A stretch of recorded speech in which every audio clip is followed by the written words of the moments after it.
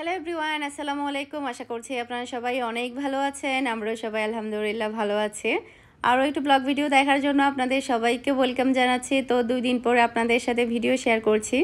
যতই বলি না কেন যে ডেলি ভিডিও শেয়ার করব, কিন্তু কোনো মতেই সম্ভব হচ্ছে না সময়ের কারণে। তো যাই হোক, আমি আজকের ভিডিওটা রাত থেকেই শুরু করলাম, আর আগামীকালকে সকালে আমি চলে যাব। তো আশা করছি আমার আজকের পুরো ভিডিওটা আপনাদের সবার কাছে ভালো লাগবে। তো এটা হচ্ছে রাতের দিক দিয়ে, রাতে হচ্ছে একটা কাঁঠাল ভাঙা হচ্ছে, ভাবে হচ্ছে এটা কাঁঠাল কাটছে। বড় খালা শাশুড়ি বাসা থেকে এটা পাঠিয়েছে। তো কাঁঠালটা অনেক মিষ্টি ছিল, তবে কাঁঠালটা আরও বড় হতো, এখনও মানে পরিপূর্ণভাবে এটা হয়নি, যেহেতু এখনও কাঁঠাল পাকা শুরু হয়েছে। তো কাঁঠালটা মনে হচ্ছে আরও একটু বড় হতো, তারপরও খারাপ লাগেনি, একটু নরম হয়েছে। আমার তো কাঁঠাল অনেক বেশি ফেভারেট, মানে যেরকমই হোক না কেন ভালোই লাগে। তো এখন একদম গরম যেহেতু একেবারে পড়ে যাচ্ছে, সে কারণে দেখা যাচ্ছে মানে কাঁঠাল তারপর আম এগুলো সবই খুবই দ্রুত পাকা শুরু হয়ে গিয়েছে। তো এরপরে হচ্ছে আজকে মিষ্টি তৈরি করা হবে, ছানার মিষ্টি, যার কারণে হচ্ছে এখানে দুধকে হচ্ছে আমি এখন ছানা তৈরি করে নিব। আজকে চিন্তা করেছি চমচম মিষ্টি তৈরি করব। তো দেখা যায় কি চমচম মিষ্টি খেতে কিন্তু অনেক বেশি মজা হয়। আর আমার শ্বশুরবাড়িতে আসার পর থেকে ছানার মিষ্টি একদমই তৈরি করা হয়নি, শুধুমাত্র কালোজাম মিষ্টিটাই তৈরি করা হয়েছে। সে কারণে ভাবলাম যে ছানার মিষ্টি তৈরি করে সবাইকে খাওয়াই, যদি ছানাটা ভালো হয় আর কি। যদি ছানার মিষ্টির ক্ষেত্রে আসলে ছানাটা ভালো না হলে মিষ্টি তৈরি করে কোনো লাভ নেই। মানে ছানাটা যদি ভালো হয় সেক্ষেত্রে দেখা যায় কি মিষ্টিগুলো অনেক বেশি সফট হয়। তো আমার কাছে মনে হয়েছে ছানাটা অনেক বেশি ভালো হবে, তবে যখন পানিটা সম্পূর্ণভাবে ঝরেছে তখন ছানাটা অত বেশি সফট হয়নি, অনেক বেশি শক্ত ছিল, যেটা কিনা আসলে বলার মতো না। মানে এটাকে মলতে মলতে খুব একটা বেশি সফট করা যাচ্ছিল না, বারবার ফেটে যাচ্ছিল মিষ্টি তৈরি করার সময়। তো শেষের দিক দিয়ে আমরা মিষ্টিগুলো তৈরি করতে পারিনি একেবারেই, মানে অনেক বেশি হার্ড হয়ে গিয়েছিল ছানাটা, যেটা কিনা বলার বাহিরে, হাত দিয়েও ভাঙা যাচ্ছে না। আপনারা হয়তো বা দেখলেই বুঝতে পারছেন যে হাত দিয়ে এটা ভাঙা যাচ্ছে না। তো এই শেষের দিকে হচ্ছে এটা সন্দেশ তৈরি করা হয়েছে, যার কারণে আসলে আর ছানা মিষ্টিটা তৈরি করা হয়নি, একেবারে লোহার মতো শক্ত। এরকম ছানা দিয়ে কখনো মিষ্টি তৈরি করা যায় না, আর কেন জানি না এত শক্ত হয়েছে। এত শক্ত আমি জীবনেও ছানা দেখিনি, এত ছানা তৈরি করলাম কখনো এরকম শক্ত হয়নি। তো রাতের দিক দিয়ে খুবই মজার 2টা ভর্তা তৈরি করেছে ভাবি, একটা হচ্ছে বরবটির ভর্তা আর একটা হচ্ছে বাদামের ভর্তা। তো ভর্তা তো আমার বরাবরের মতো খুবই খুবই ফেভারিট, আমি অনেক বেশি পছন্দ করি ভর্তা খেতে।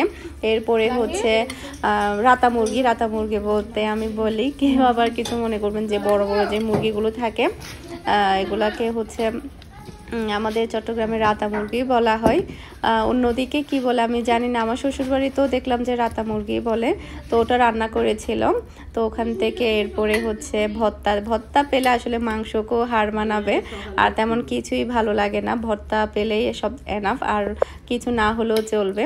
তো রাতের খাবারটা আসলে এত বেশি খেয়েছি আসলে বলার মতো না। ভর্তা খেলে দেখা যায় কি 2 প্লেট ভাত এমনিতেই খাওয়া যায়। আর এগুলো হচ্ছে মোটা চালের ভাত কিন্তু খারাপ না, খেতে খেতে ভালো লাগে। ফার্স্টের যারা নতুন খায় তারা দেখা যায় হয়তো বা 1-2 দিন খেতে সমস্যা হয়, এই আর কি।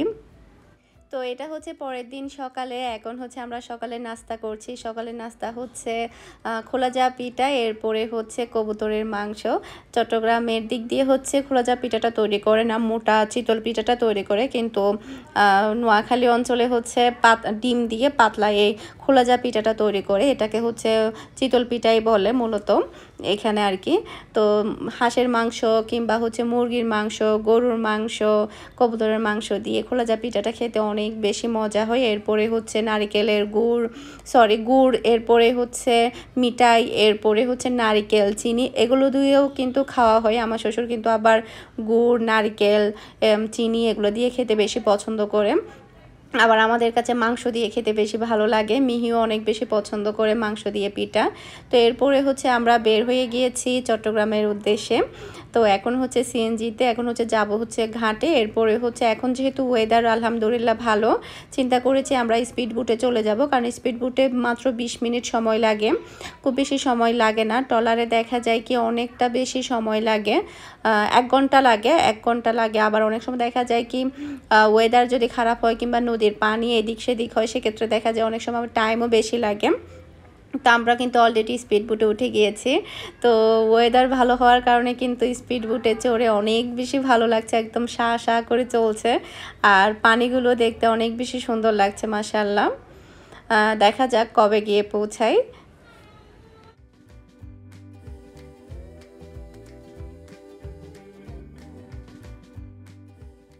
আর হ্যাঁ, আমার সাথে কিন্তু আমার বড় জায়ের বড় ভাইও আছে, উনিও নোয়াখালীতে যাবে ওনার জবে। ওনার যেহেতু স্কুল খুলে গিয়েছে, উনি হাই স্কুলে জব করে, উনিও আছে।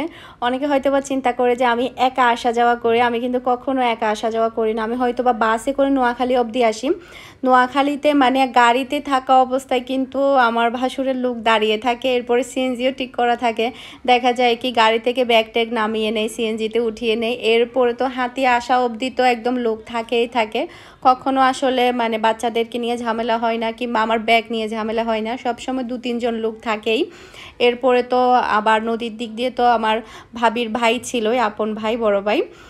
তো সে কারণে দেখা যায় একদম কোনো সময় প্রবলেম হয় না। আমার ভাসুরের লোক একদম 1-2 জন থাকে, উনি পাঠিয়ে দেয় যখনই আমি আসা যাওয়া করি নোয়াখালী হয়ে। তো উনি কিন্তু অনেকগুলো মাছ দিয়েছে। তো আমি বলেছিলাম যে ছোটো মাছ একদমই না দেওয়ার জন্য, ভাবিকে বলেছিলাম যেহেতু বাচ্চারা ছোটো মাছ খায় না, বড় মাছগুলোও খায়। তখন ভাবিকে বললাম যে যদি বড় মাছ উঠাই নদী ইয়া থেকে, পুকুর থেকে, তখন যাতে আমাকে শুধু বড় মাছগুলো দেওয়া হয়। তো বড় সাইজের একটা রুই মাছ, এরপরে হচ্ছে একটা কাতাল মাছ, এরপরে হচ্ছে একটা কোরাল মাছ দিয়েছে, এরপরে হচ্ছে চিংড়ি মাছ দিয়েছে। চিংড়ি মাছ আজকে হচ্ছে শুধুমাত্র একটা বড় ছিল, বাকিগুলো মিডিয়াম সাইজের ছিল। যেহেতু এর আগে কয়েকবার ধাপে ধাপে কিন্তু চিংড়ি মাছ উঠিয়েছে, যার কারণে চিংড়ি মাছ এখন মাত্র হচ্ছে। তো এর আগের বার যখন এনেছিলাম তখন কিন্তু চিংড়ি মাছগুলো অনেক বড় ছিল, আর কোরাল মাছটাও অনেক বড় ছিল, প্রায় 1 কেজি প্লাস হবে। কোরাল মাছটা অনেক বড় ছিল আর ভালো ছিল, একদম বরফ দিয়ে দেওয়াতে একদম মানে তরতাজা ছিল। আর কাতাল মাছ এগুলো সবই 2.5 কেজি প্লাস ছিল, যেহেতু বড় সাইজের দিতে বলেছে, যার কারণে একদম বড় বড় 2টা কাতাল মাছ, আর হচ্ছে একটা কাতাল মাছ, একটা রুই মাছ দিয়েছে। এগুলো দেখা যাবে আমার অনেক দিন চলে যাবে। ঈদের আমি যখন হাতিয়ে যাচ্ছিলাম তার আগের দিনই আমি একটা কাতাল মাছ কিনেছি, তাও বা 2-2.5 কেজি হবে, বড় সাইজের। ওটাও একটা আছে, আবার এটাও একটা আছে। চিন্তা করেছি আমাদের বাসায় কাতাল মাছটা নিয়ে যাব, যেহেতু আমার বাসায় অলরেডি কাতাল মাছ একটা আছে। সে কারণে আমি রুই মাছ আর হচ্ছে চিংড়ি মাছগুলো, কোরাল মাছ আমার জন্য রাখবো, আর কাতাল মাছটা হচ্ছে আমাদের বাসায় নিয়ে যাব। তো এগুলো হচ্ছে চিংড়ি মাছ। চিংড়ি মাছগুলো ভুনা করলে অনেক বেশি মজা হবে, যেহেতু এগুলো একদমই ফ্রেশ পুকুরের, এগুলো পুকুরে চাষ করা হয় চিংড়ি মাছগুলো। এই যে এখানে বড় বড় আছে, আবার ছোট ছোটও আছে। আমার শ্বশুরবাড়িতে কিন্তু দেখা যায় কি কয়েকদিন পর পরে মাছ পাঠায়, একদম বস্তা ভরে ভরে, খেয়ে শেষ করা যায় না এরকম। ফ্রিজে জায়গা হয় না রাখার জন্য, এত এত মাছ পাঠাই।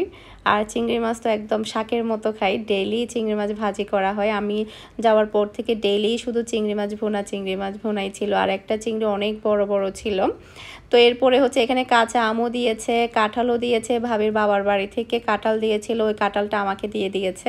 আসলে কি কি দিয়েছে আমি নিজেও জানি না বস্তার ভিতরে কি কি ছিল। তো এই আমগুলো হচ্ছে আমার শ্বশুরবাড়ির গাছের আম, মিহির জন্য দিয়েছে। মিহি কাঁচা আম খেতে অনেক বেশি পছন্দ করে।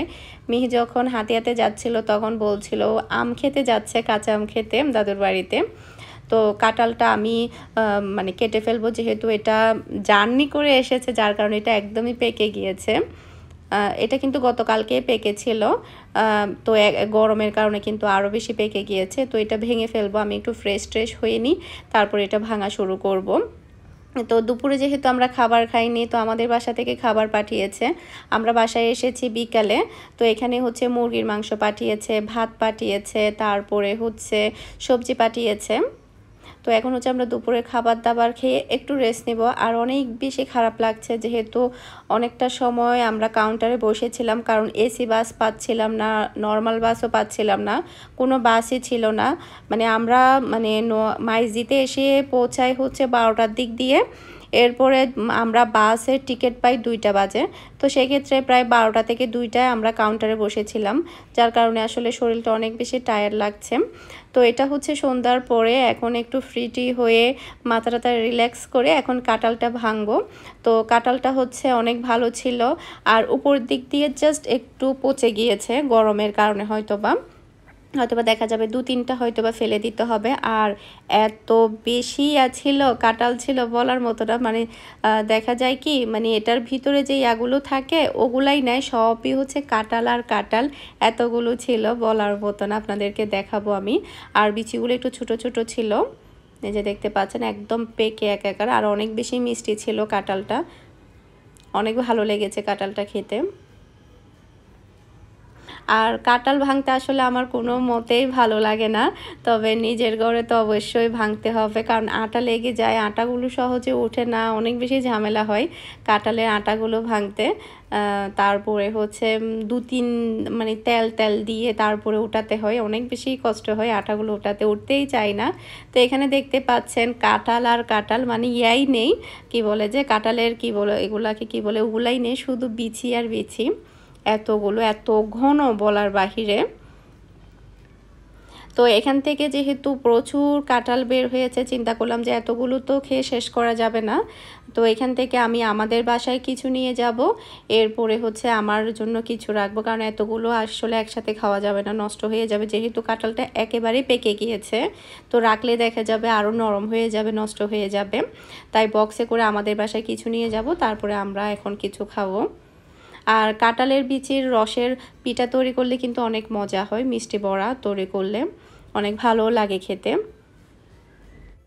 আজকের ভিডিওটা আমি এখানেই শেষ করে দিচ্ছি। সবাই ভালো থাকবেন, সুস্থ থাকবেন, আমাদের সবার জন্য দোয়া করবেন। আসসালামু আলাইকুম, আল্লাহ হাফেজ।